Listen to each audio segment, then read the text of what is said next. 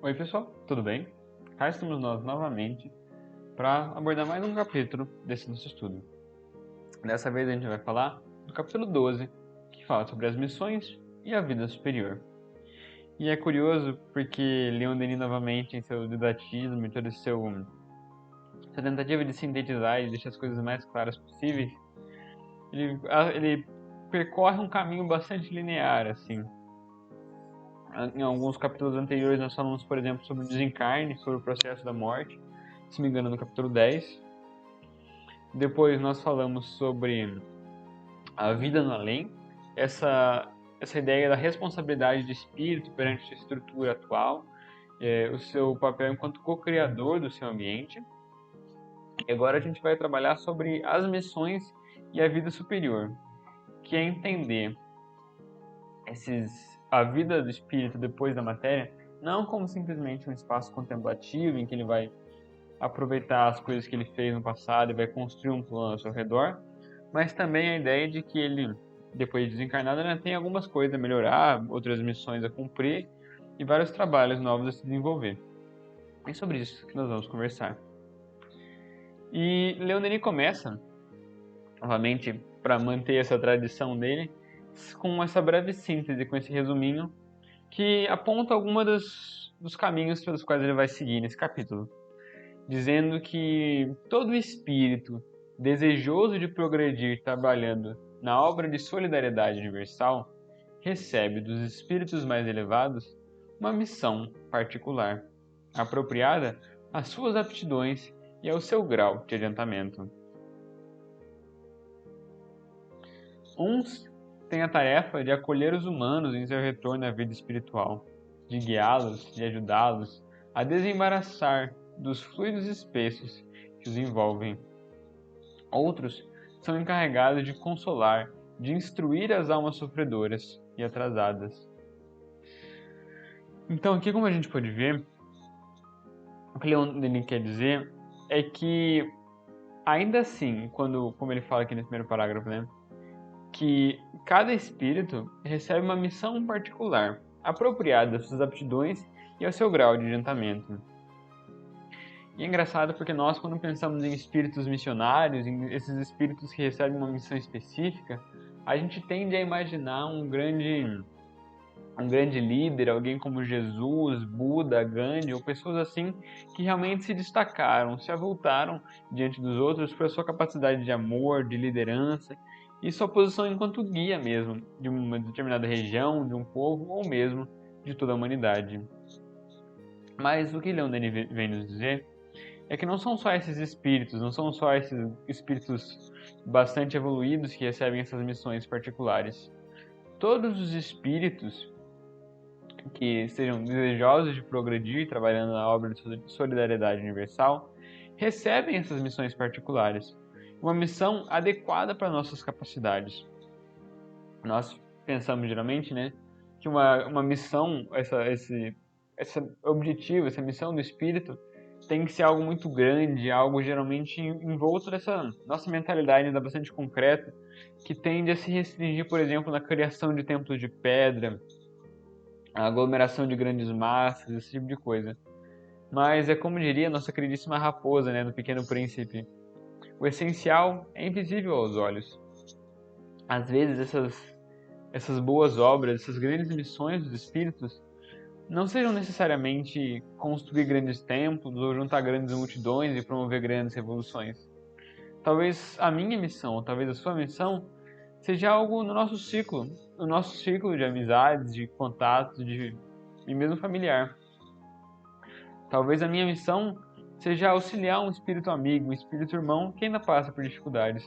Talvez seja educar uma criança, passar por uma aprovação, servir como elo de ligação da minha família, ou cumprir com pequenas metas do meu trabalho, num serviço social da minha região, ajudar a minha comunidade. Porque esse nosso trabalho não começa a partir das grandes obras, essas grandes construções externas, porque é um processo. Jesus não escolhe os trabalhadores prontos, os trabalhadores perfeitos. Ele escolhe aqueles desejosos de progredir, aqueles que anseiam pela melhora mesmo que ainda sofram de suas dificuldades, suas imperfeições e suas ignorâncias. Porque essa é a obra consoladora do Cristo, esse projeto regenerador do indivíduo. E aí ele continua dando esses exemplos, né, que eu falei do primeiro, que é esses espíritos que assumem na pátria espiritual um objetivo e a missão de auxiliar nos recém-desencarnados, nos seres humanos que desencarnam, mas que ainda têm uma certa dificuldade de se entender enquanto vivos ainda, né? Se entender enquanto vivos, mas ainda assim desencarnados, nessa dualidade que muitas vezes é difícil para nós que ainda estamos muito envoltos, muito imersos na matéria. Depois ele continua dizendo que espíritos químicos, físicos, naturalistas, astrônomos prosseguem em suas pesquisas, estudam os mundos, suas superfícies, suas profundezas ocultas, atuam em toda parte sobre a matéria. Eu cortei matéria ali sem querer, mas é mais ou menos isso que ele aponta. Dizendo também que essa obra, esse trabalho em busca da grande solidariedade universal, não é algo que exige necessariamente que os trabalhadores façam o que a gente frequentemente entende como a caridade.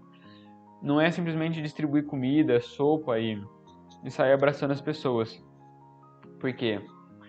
Para que haja esse processo de regeneração da humanidade como um todo, de nossa sociedade, é necessário que todas as esferas dos esforços humanos se direcionem nesse sentido, mas que não percam sua essência, seus objetivos um tanto quanto diferentes. Porque, por exemplo, esses químicos, físicos, naturalistas, astrônomos, cientistas de maneira geral, mesmo aqui na Terra, desempenharam importantes papéis, mesmo que não tenham desenvolvido necessariamente grandes obras de caridade. Por exemplo, a compreensão mais clara das leis de Newton, do funcionamento do movimento dos astros, da lei da gravidade, foi fundamental para que a nossa sociedade se desenvolvesse e pudesse chegar onde nós estamos. Os conhecimentos e o desenvolvimento da ciência do reino subatômico, com a radiação e todas essas coisas, feitos de maneira precursora pela Marie Curie, foram necessários e foram fundamentais para que toda a nossa estrutura material pudesse se desenvolver, crescer e se aprimorar. Então, é necessário também que essa ciência, mesmo no plano espiritual, consiga se alinhar, se entrelaçar com essa busca pelo bem coletivo, para que através da ciência, do estudo, da meditação, possamos melhorar a nossa sociedade de maneira geral. O mesmo se dá no plano espiritual. Depois ele continua dizendo que um grande número de espíritos se consagra aos habitantes da Terra e dos outros planetas, estimulando-os em suas pesquisas, reerguendo as coragens abatidas, guiando os hesitantes ao caminho do dever. Os que praticam a medicina e possuem o segredo dos fluidos curativos, reparadores, ocupam-se mais especialmente dos doentes. Aqui tem dois pontos interessantes, né? O primeiro, que é essa primeira oração, digamos assim, em que é para entender, que eu acho que isso é muito interessante, que existe uma pleiade, um grande número de espíritos que se consagra ao auxílio dos habitantes da Terra. Para que a gente possa ter essa consciência de que, por mais que os desafios pareçam grandes, que as provas sejam dificultosas, sejam árduas para nós, existe um grande número de espíritos dedicados a nos auxiliar. É óbvio que eles não podem assumir a nossa cruz, digamos assim, e passar por todas as provas por nós, porque provavelmente é isso que eles gostariam de fazer, né? Mas eles estão sempre ao nosso alcance, desejando ver o nosso progresso e a nossa superação. Então isso também é um lembrete para que nós possamos, nos momentos de dificuldade, de atribulação, quando as coisas apertam, ter essa consciência e poder pedir auxílio, amparo, força, intuição para esses bons espíritos, que eles com certeza vão nos auxiliar da melhor maneira possível. E depois o segundo ponto, que fala sobre esses que praticam a medicina e que se dedicam ao auxílio dos doentes, esse tipo de coisa.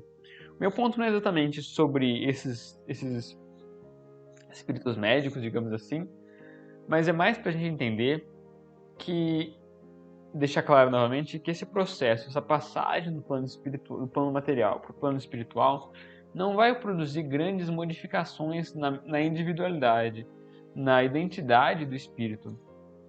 O que acontece simplesmente é que ele retira essa veste mais densa que o cerca e adota vestes mais sutis, menos materiais.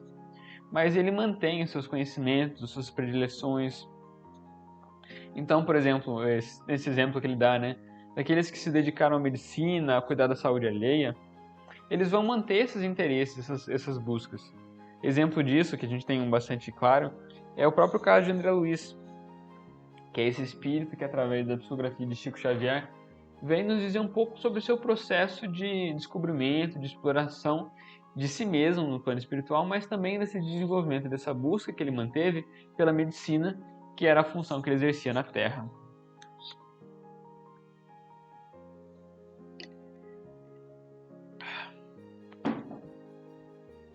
Mas aí ele completa dizendo que bela entre todas é a missão dos espíritos de luz.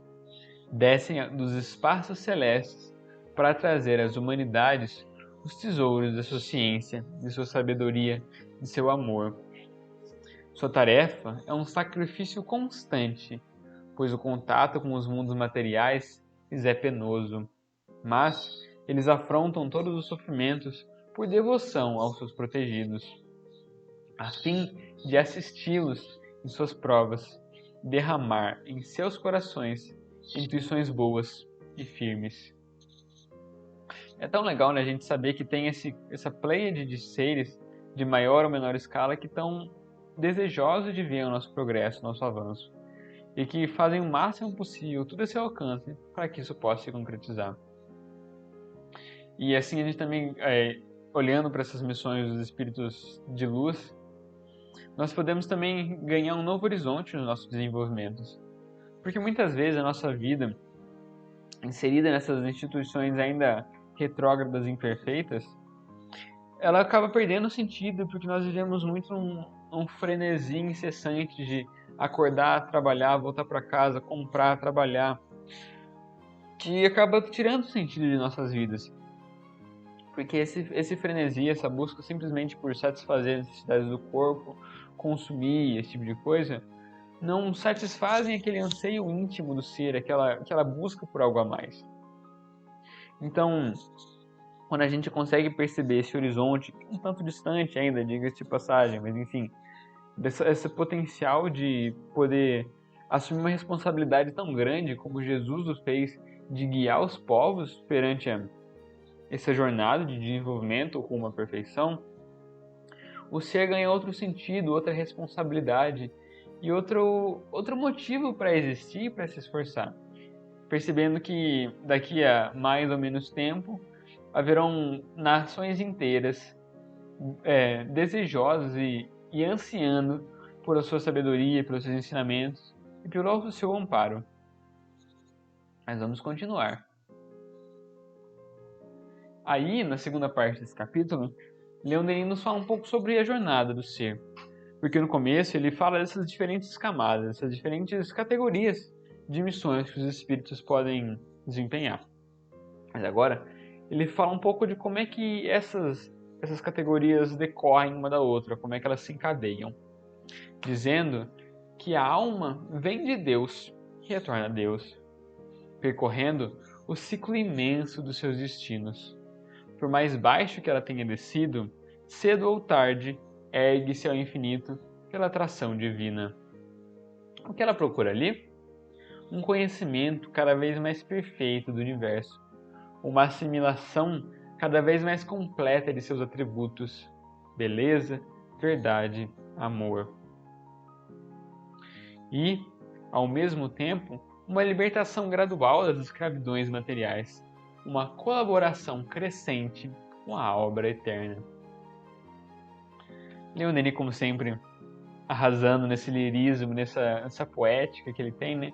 Esse jeito tão belo e sublime de marcar algum desses apontamentos, dessas etapas do progresso do ser, né? Que são quando ele fala desse ciclo imenso dos seus destinos, essa esfera ainda mundana do nosso progresso, é o momento que nós experimentamos agora, né? Que nós quase chegamos ao final dessa etapa mais densa de nossa progressão, de nosso avanço.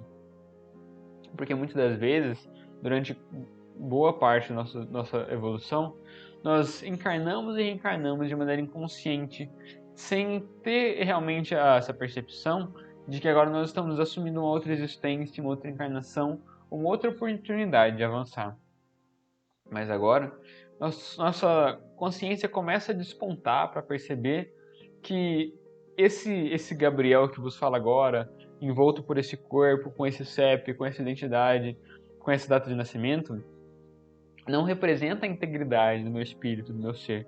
É simplesmente uma camada, uma demonstração de toda essa integralidade, toda essa vastidão que é esse espírito e que vai ser muito maior em breve, né?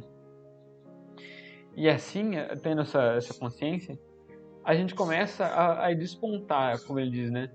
Nessa libertação gradual das escravidões materiais e assumir um papel mais importante, ou uma colaboração crescente com a obra eterna, assumindo nosso papel e nossa responsabilidade enquanto co-criadores do universo. Inicialmente em escala micro, como nós somos, em que somos responsáveis por determinar os rumos da nossa vida, mas não só da nossa vida, porque por mais que muitas vezes nos neguemos ou não percebamos isso, diversas pessoas olham para nós buscando um exemplo, um guia. Mas não só isso, não só com exemplo nós somos co-criadores, também com nossas ações, com nossas palavras. Porque somos responsáveis por plasmar no mundo, nesse ambiente que nos cerca, a nossa marca, os nossos interesses e a nossa busca para conseguir tornar esse mundo um pouquinho melhor do que ele estava aqui quando a gente chegou. Então, Leon Denis continua marcando um pouco dessa expansão que o ser gradualmente experimenta, dessa abertura desses olhos, assim, essa remoção dessa venda, em que ele consegue perceber que não se trata mais de um céu frio e vazio dos materialistas, tampouco do céu contemplativo e beato de alguns crentes. É um universo vivo, animado, luminoso, pleno de seres inteligentes em processo constante de evolução. E quanto mais esses seres espirituais se levam, mais sua tarefa se acentua, mais suas missões ganham importância. Um dia, eles tomam um lugar entre as almas mensageiras, que vão levar às margens do tempo e do espaço as forças e as vontades da alma infinita.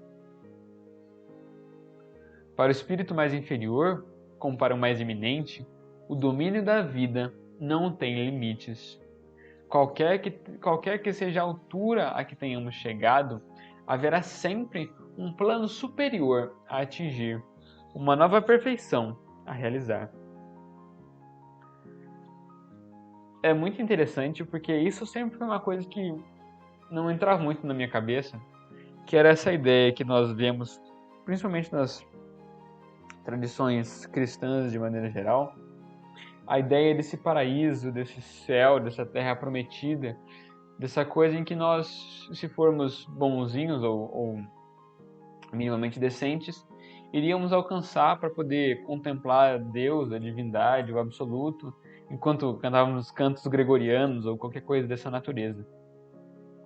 Mas isso sempre me pareceu imperfeito, porque eu acho que é um tanto quanto simplista determinar a humanidade em dois grupos, entre os malvados e os bonzinhos.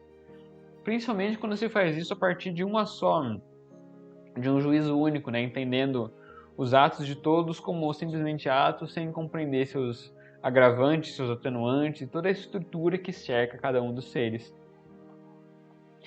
Para além disso, quando nós pensamos, por exemplo, mesmo em nós, mas principalmente nessas pessoas que se destacaram mais por seu amor e por sua fraternidade, como, por exemplo, Chico Xavier, ou Francisco de Assis, ou qualquer uma dessas personalidades, eu diria que essas pessoas, quando elas, por exemplo, se dedicavam ao bem e à caridade, elas não faziam isso simplesmente porque queriam sair bem na foto, ou porque não podiam fazer feio na frente dos outros.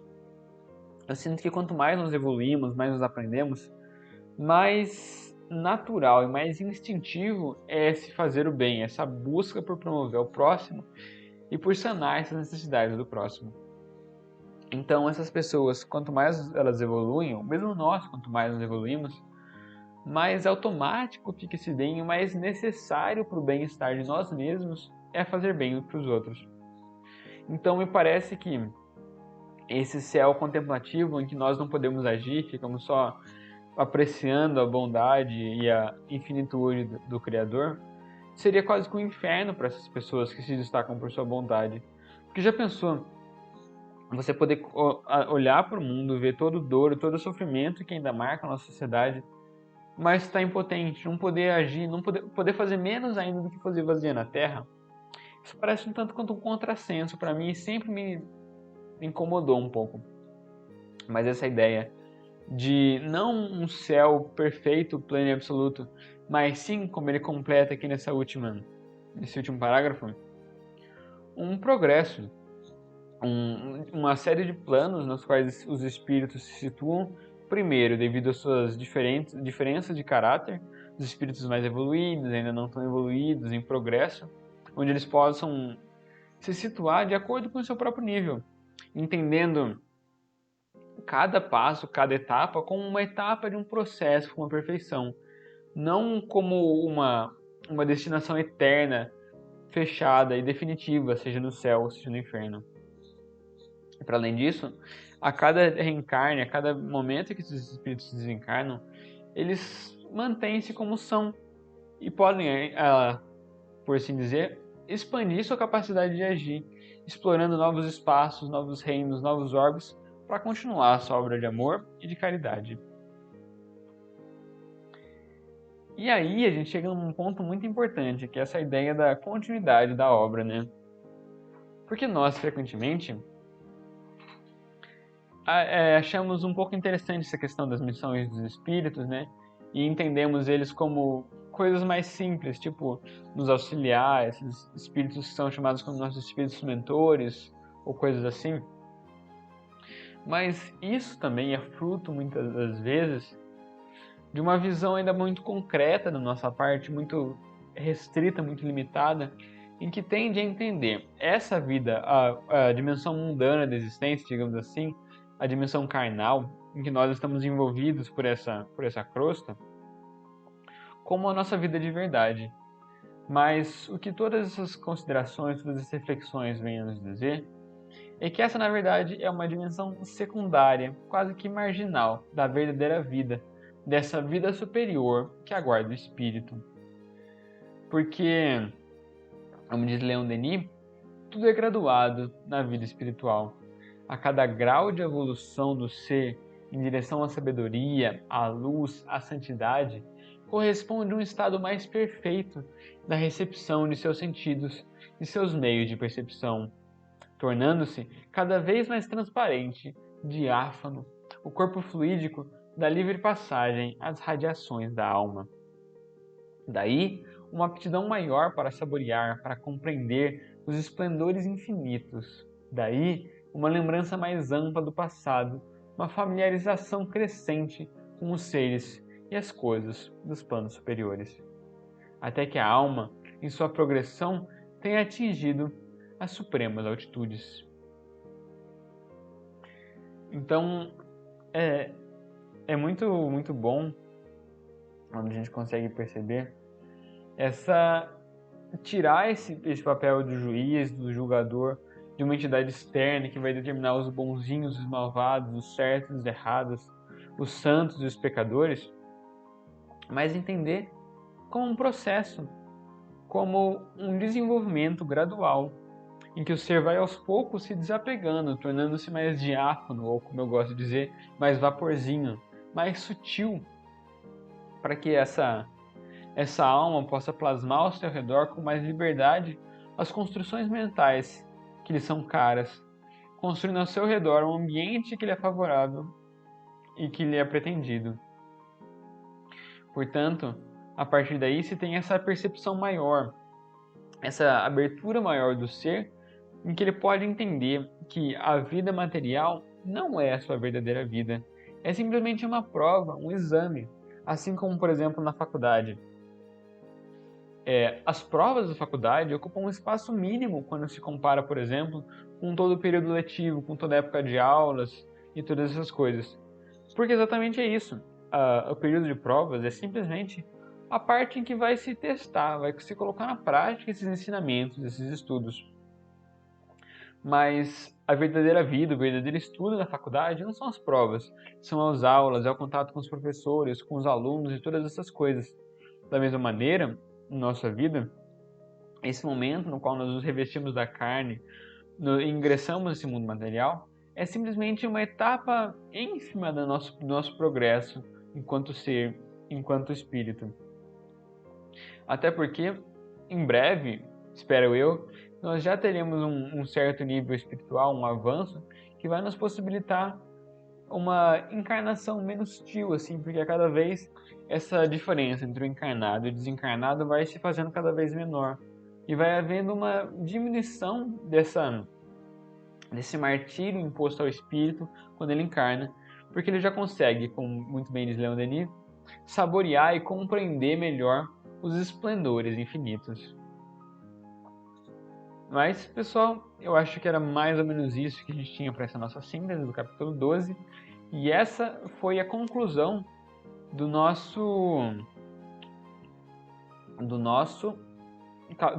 primeira parte, que vai do capítulo 1 ao capítulo 12. E eu só esqueci desse último parágrafo, deixa eu ler também, porque ele é importante. Quando ele diz que nestes cimos a existência é uma perpétua festa da inteligência e do coração. É a comunhão estreita no amor com todos aqueles que nos foram caros e percorreram conosco o ciclo das transmigrações e das provas. Acrescentai a isto a visão constante da eterna beleza, uma penetração profunda nos mistérios e nas leis do universo. E tereis uma pálida ideia das alegrias reservadas a todos os que, por seus méritos e seus esforços, chegaram aos céus superiores. Bom, pessoal, agora sim a gente concluiu a primeira parte do nosso estudo, que tratava do problema do ser. Agora, a partir daqui, a gente vai entrar nos próximos capítulos na segunda parte, que trata do problema do destino. Mas, por hoje é só. Espero que tenham gostado. E lembrando, o formulário para participar do nosso estudo está lá na descrição, assim como o PDF do livro. Qualquer coisa podem comentar dicas, sugestões ou coisas nesse sentido, ou mesmo perguntas. Até mais. Tchau.